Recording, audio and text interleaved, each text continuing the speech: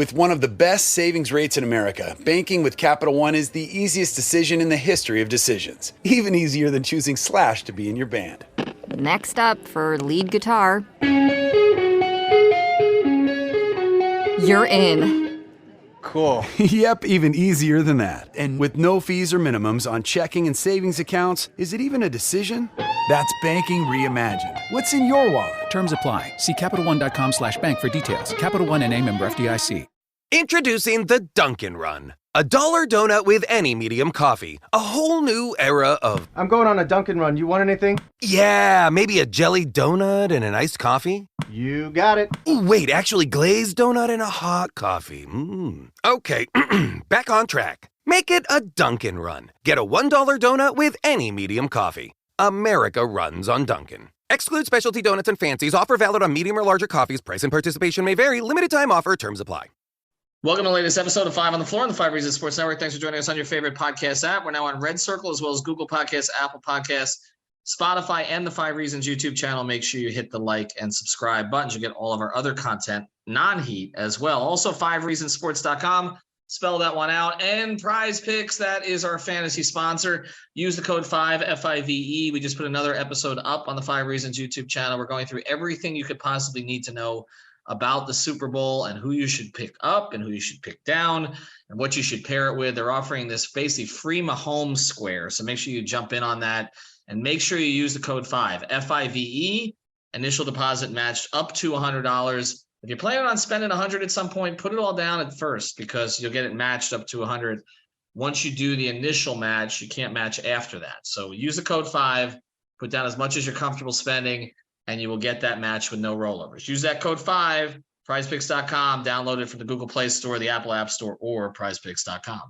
And now, tonight's episode. Down to Biscayne. Yikes. 5 on the floor, ride for my dogs. Where here's the thing, you can check the score. Hustle hard, couple scars, wearing rubber frauds. Just like Butler said, you in trouble, y'all. Kept the floor playing, got it all banned. Y'all seen the block, stop with one hand. And Pat we trust, it's power, have the guts. We're here to bring the heat, y'all can hang it up. Welcome to 5 on the Floor, a daily insider show on the Miami Heat and the NBA, featuring Ethan Skolnick, Greg Sylvander, and Alex Toledo, plus others from the 5 Reasons Sports Network.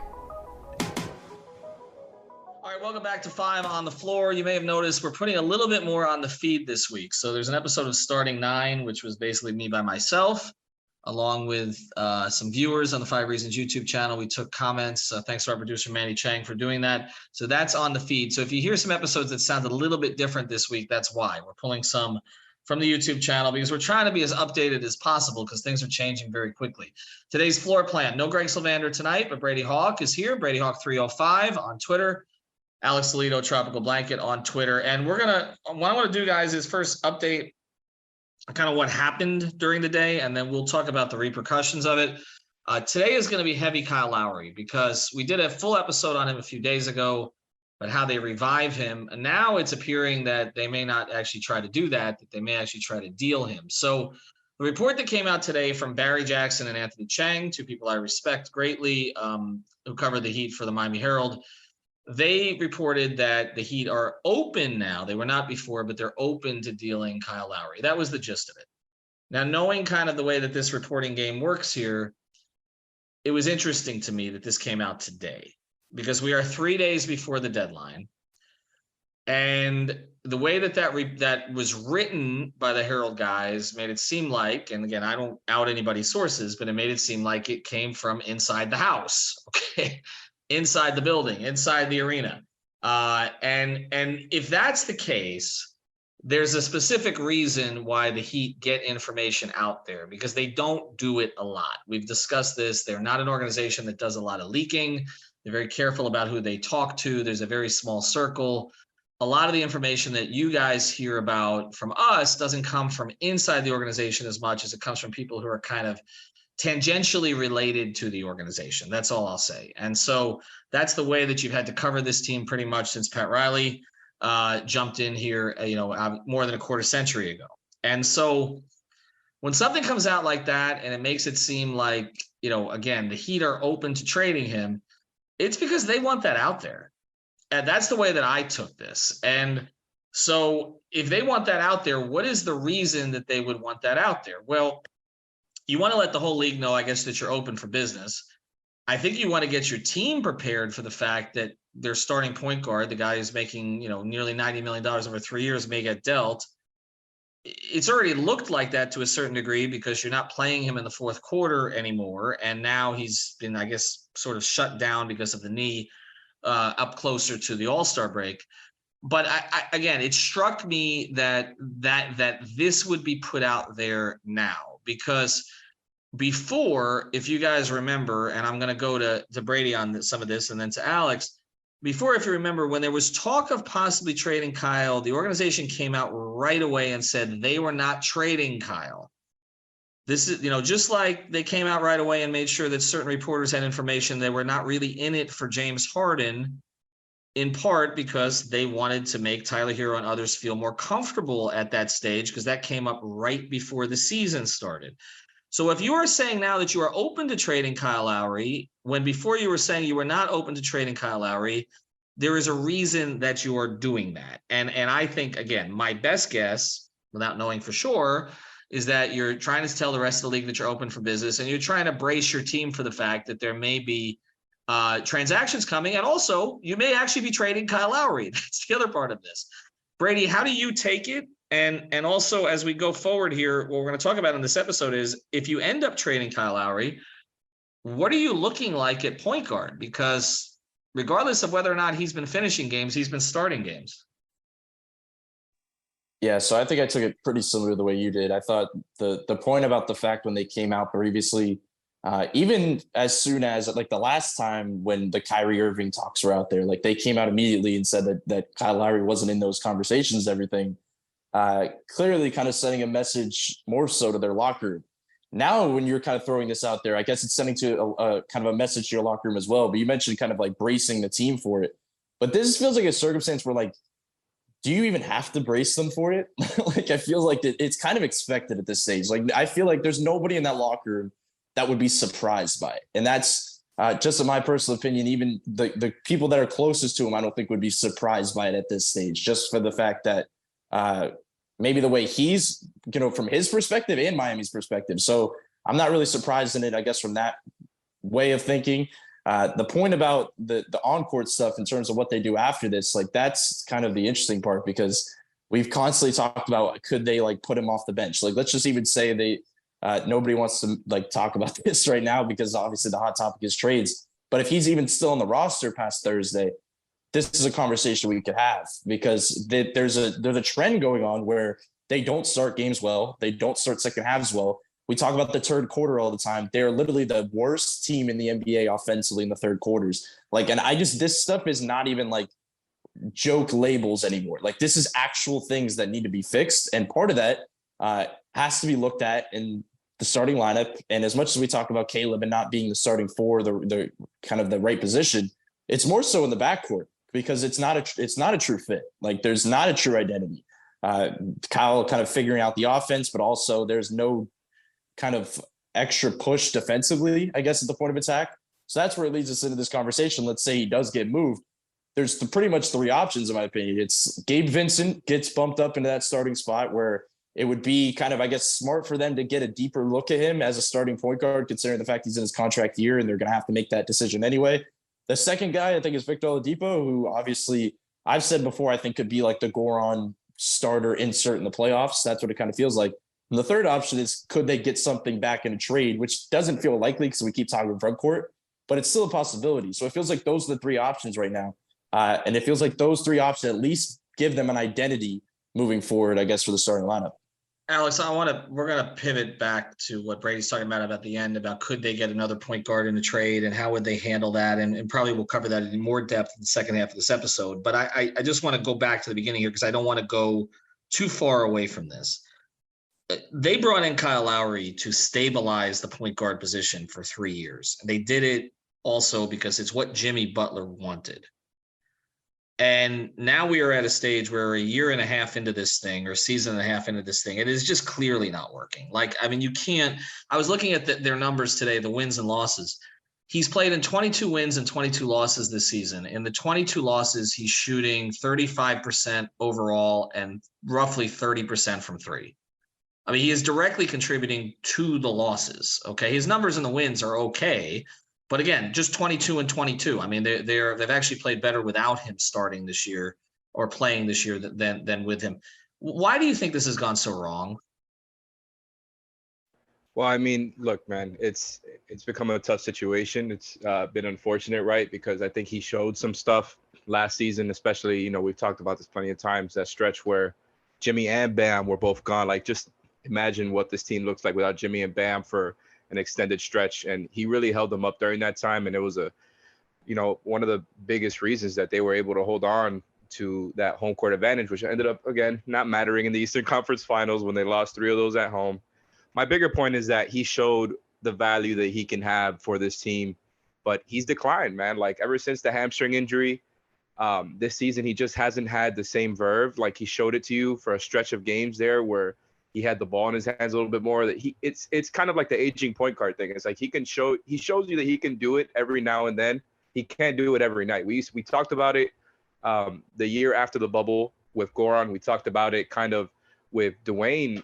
At the end there, and it's just like, they show you what you can do. I mean, what they can do still, but they just don't show you it very often, right? And that's kind of become the thing with Kyle. We know how much he makes from a contract perspective, and I think it's just become inherently clear with the way that they have downgraded his role into more of an off-ball one. It's like, it just makes more sense to try to see if you can get back a couple different pieces that complement what you're trying to do, because you're not, you've taken him completely out of his advantages, right? Where it's the best skill that he has, right? And he's a jack of all trades sort of when he's not at his best, but the best skill he has is his passing. And that's not really being used other than him being an off-ball player and as a ball mover.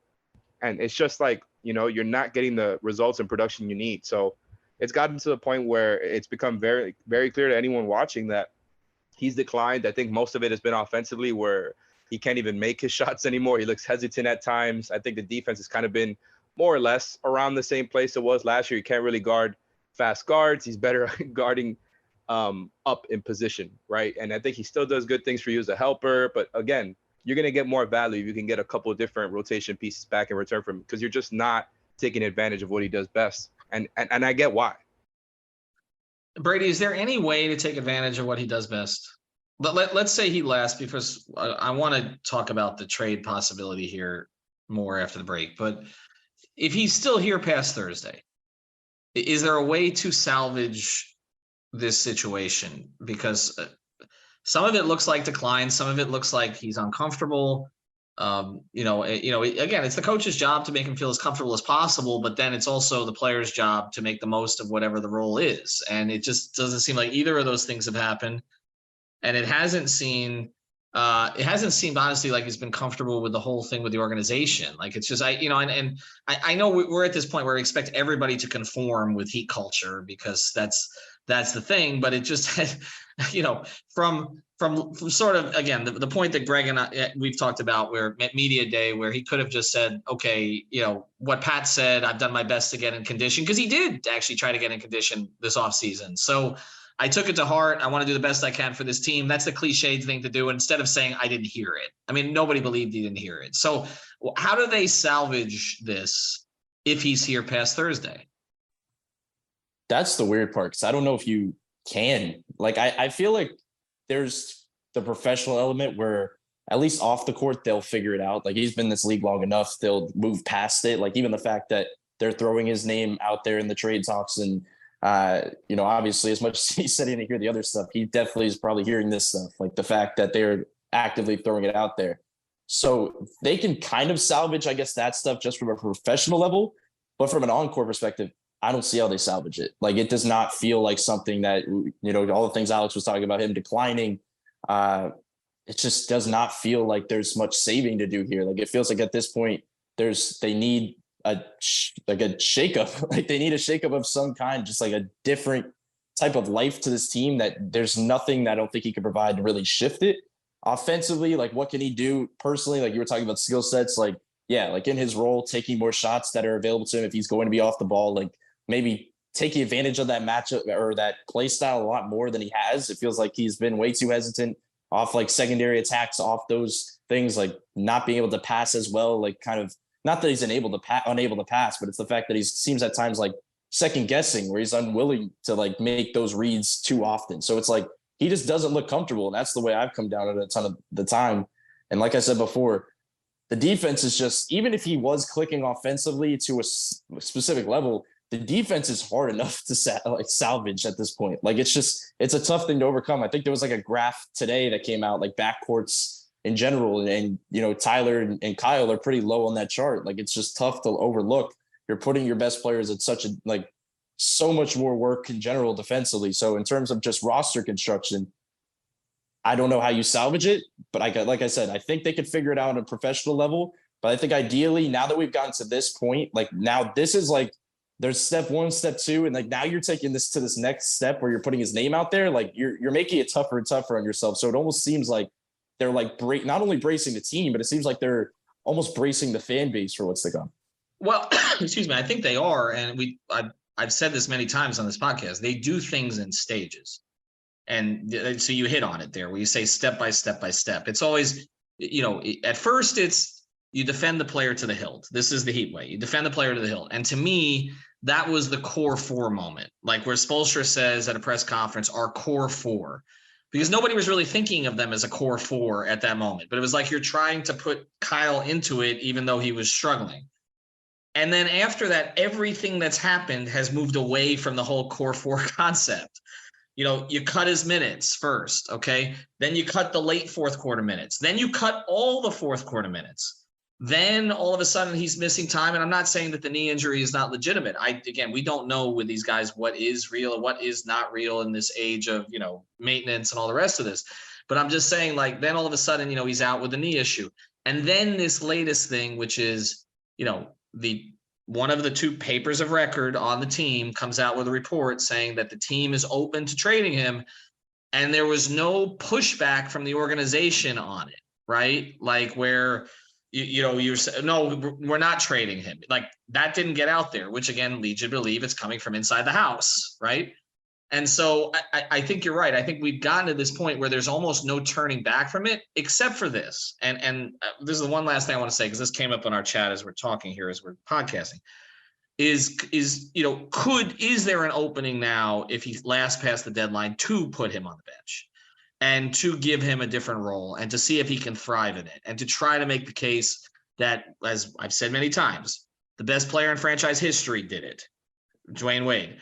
A guy that they gave up 2 first-round picks for and was a huge part of the franchise, may have his number retired someday. Goran Dragic did it, okay? In LA, Russell Westbrook has done it. Other guys have done it. So can you make the case to Kyle that, okay, we're going to try to kickstart this thing by giving you a different kind of role where the ball's going to be in your hands more often, it's going to play more to your strengths, and we'll find time for you on the court with Jimmy and with Bam.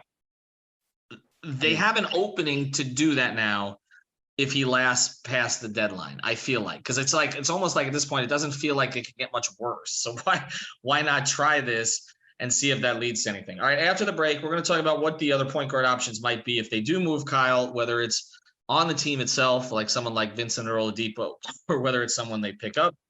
I do want to mention, if you've got a leak, maybe the Heat have a leak. Do you have a water leak? You can't find where it's coming from. You're dealing with water or mold damage in your home or business. Call Water Cleanup of Florida at 954-579-0356. That's 954-579-0356. With over 60 years of combined experience, Michael Robert and the team prepare to handle all type of leak detection issues 24 hours a day, 365 days a year. You can find them at WCUFL.com. That's WCUFL.com, or again at 954-579-0356. They're based in Boca, right off the Amato, that area, but they service also Dade and Broward counties. So reach out to them. Again, WCUFL.com, 954-579-0356. One of you guys has got to jump in on this because we have no Greg today. If you've got the schmutz. You've got the goods? Oh, my God, you actually did it. Look at that. All right, we also do want to mention one other sponsor here before We move on. Better Edge. What happened to you, Brady? We're running Better Edge contests all week on the Super Bowl. So we've got a couple of contests. You can even bet the props if you want, like the national anthem, how long it's going to take, and all that. Go to betteredge.com. Use the code 5RSN. This number 5RSN.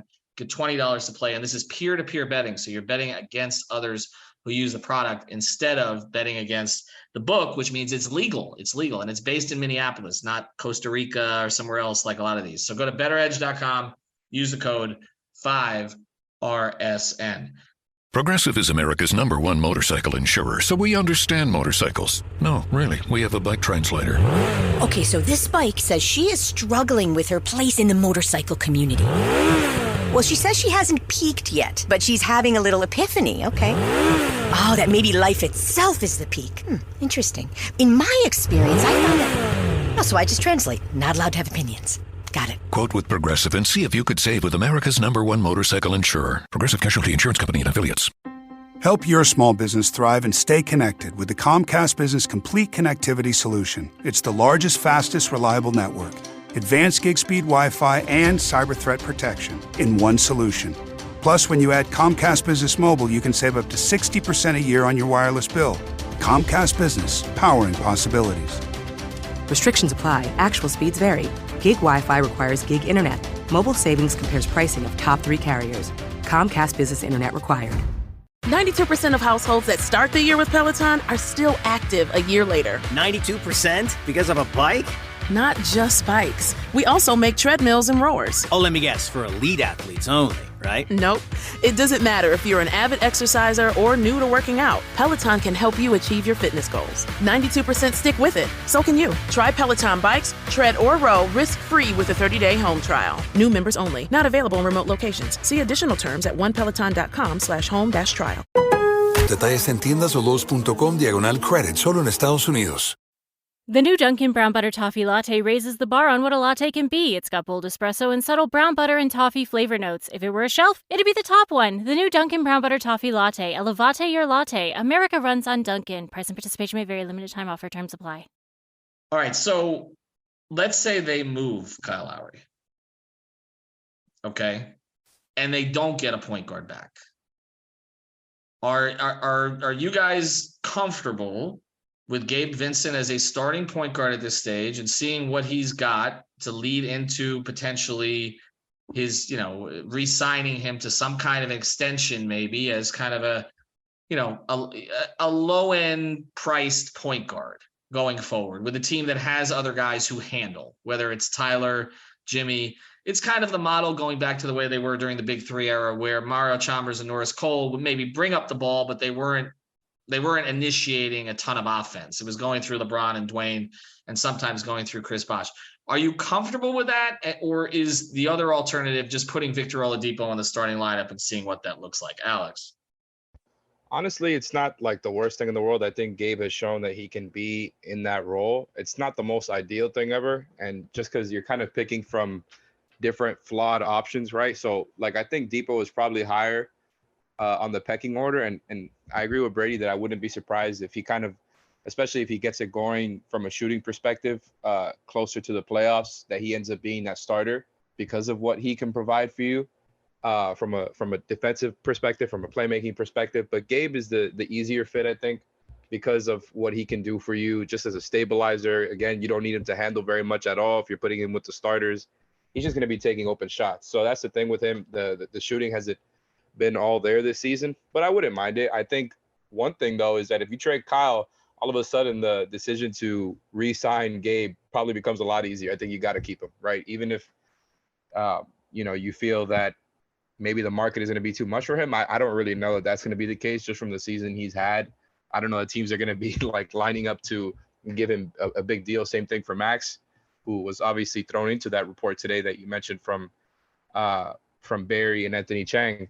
But really, I'm not against it. I do think that if you trade Kyle, you should probably try to get a guard in return, even if it's not a shot creator. I absolutely would not mind somebody who's more of a shot maker, because really, what we're talking about here is the relief points, right? For most of what's not going well for the Heat is the guys that they do have who can create shots for others, right? Maybe they're not elite passers or elite playmakers, but they still create good enough looks with the stuff that they run. And the relief points are just not there. Guys are not hitting open looks. So, like one that I've kind of messed around with, one trade scenario where you get back Norm Powell and Robert Covington for Kyle. I think something like that would make sense because Powell gets to the rim, Powell shoots pretty well.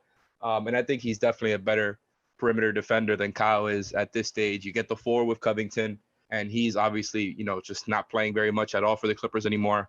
So, something like that, I wouldn't be against getting back a shooter as well. I just think they have to address their issues one way or another. And Kyle has become the obvious piece to try to get back multiple guys with how big that contract is. It's funny how they need the exact player that Goran Dragic was a couple of years ago. They like that because it's so underrated when you look back at it. And it has nothing to do with Goran being a starter at that stage when he was elevated, but just how every single time in that bubble run when until he got hurt, until Goran got hurt, when they needed relief points, Goran would go on one of these little bursts, for 6 to 8 points in a short stretch. But now that Goran doesn't really exist anymore. So I'm not advocating, as much as we'd all love to have him back here, going after him from Chicago, and he's filling a role in Chicago right now. But you're right. They need that kind of player. I mean, you mentioned Norm Powell.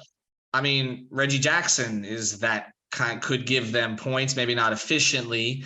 There are guys like Monte Morris, I think, who would help this team. Like, I feel like you could find a guy to do. I mean, we've seen Javon Carter have moments against the Heat, right? Like whether he's in Phoenix or Milwaukee, like Brady. I mean, start with the Vincent thing. Do you think that they can turn over the start? Does it matter, I guess, at this point? He's been playing 24 plus minutes anyway. I mean, compared to other options, like I feel like it's not like everybody's been talking about the Kyle thing. It's not a terrible option compared to the options that they have at the moment. I just feel like let's just say he is traded. Let's say it's between Gabe and Depot. I've said about the Depot thing in the playoffs, but I come back to the point where it's like Gabe deserves the opportunity for one to kind of, like I said, earn that contract, see what he can provide kind of over a longer stint instead of being a fill-in guy. But he's the cleaner fit, to be honest. Like in terms of, to Alex's point, like Depot off the bench makes a lot more sense because he can have the ball in his hands more. He can shot create a little bit more. Gabe next to the primary guys could make sense. He's a defender. He does not need the ball in his hands at all. We know how he can play his role, screen, just take catch and shoot shots, and he's going to be willing to take those shots. So I don't feel terrible about that part of it. It just comes down to you kind of just, it depends on the front court help you're getting back, basically. Like that's how comfortable you feel with Gabe as your starting point guard compares to the other guys you have in your roster at that point. Like who else are you getting back? And to Alex's point, that's the one thing I really agree on is the fact that like the blueprint has been shown that like a few years ago, I know we've talked about this a ton, but it's like a few years ago, we watched Tyler, we watched Bam, and we said they need a point guard. Like they need a true point guard. We're watching this season. We say they don't really need any point guard, to be honest. Like Tyler can use those reps. Bam's going to be on the ball a ton now as we see him kind of running down the floor, running ISOs into pull-ups. Jimmy, when it's playoff time, is going to be having the ball a ton coming down the floor.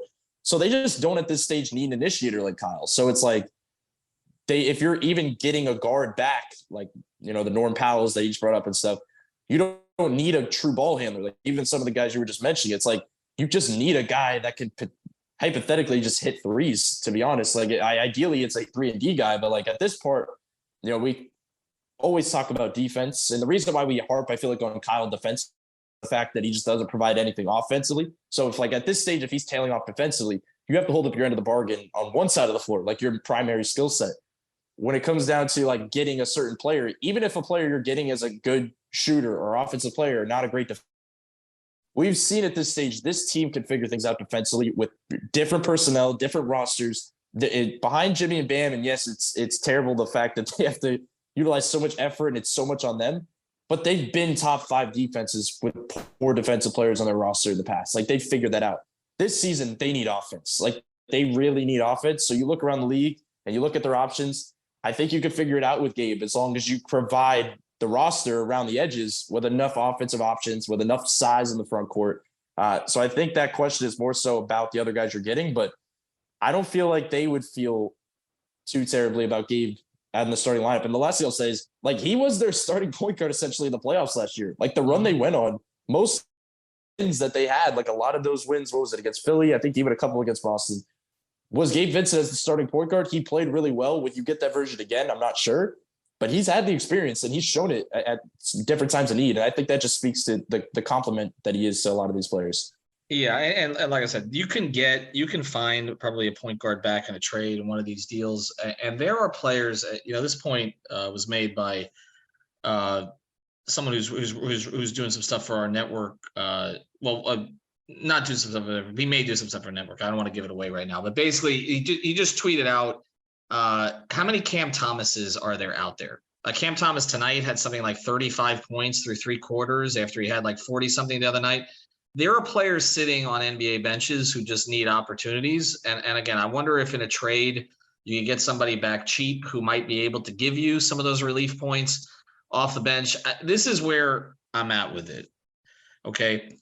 Once this kind of stuff starts to happen, this is where me being the old guy around here, I throw some water on stuff. I don't think that the Kyle thing can be salvaged at this stage. It doesn't feel like it to me. Having covered enough of these situations where players don't look comfortable, start to fall out of favor in terms of certain roles, and then they're out there in trade conversations, it doesn't feel salvageable. It feels like anything that's going to happen beyond the deadline is going to be a force. I think moving him to the bench may help him, actually.